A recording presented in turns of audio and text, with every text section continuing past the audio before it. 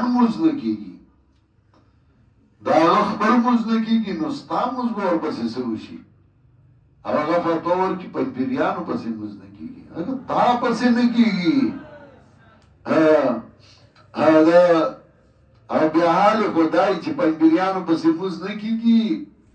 او مدرسې بغیر د پنجپیریانو نه نشي چلولی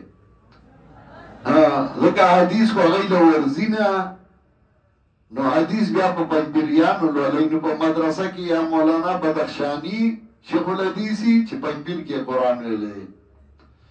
او یا په مدرسه کې شیخ الحدیث محمد زیب د بنیری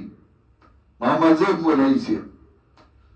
ستا په مدرسه کې وایي حدیث څوک ولولئ دا ول تپوس وکړه تاسو له حدیث هم نه درځي نو استادان هم پکې پنجپیریان ښودي دي دا پنجپیریانو پسې موز نه کېږي موږ صفایي نه کوو چې ته به وایې چې کېږي نو موږ به وایو یو تا ولې داسې ده تا پسې نه کېږي اول ځان پاک کړه ته حدیث نشي لولولی د سر نه د حدیثو استاد در څخه نشته بغیر د هغې نه چې د پنجپیر اوبه یې نه ایسکلي د پنجپیر اوبه ایسکلي نو تا کېنولی نو شیخ الحدیث کړی دی هلته ځکه تاسو له حدیث درځي نه نو په پنجپیریانو یې هلته لولوي نو یا پکې محمد زیب شیخ الحدیثي پنجپیری سوچه یا پکې سوچه پنجپیری مولانا بدخشانی اول ورته ځان له حدیثو له استاد بغیر د پنجپیریانو نه پیدا کا بیا به فتوې کوه ته ولیکه به له سپېمو سره وتړم ته آرام شي نو فتوا ده فتوا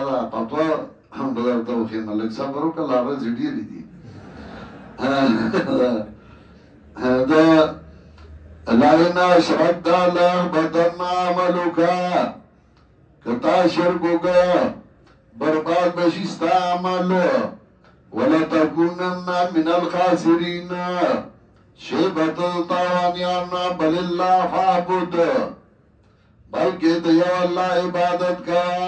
وکن من الشاکرین او شکر گزارو د الله نه بل الله فاعبد وکن من الشاکرین بلکې د الله عبادت کوا او شاد شکر گزارو نه یو الله عبادت کو کله کله شرک سبب د عذاب ګرځي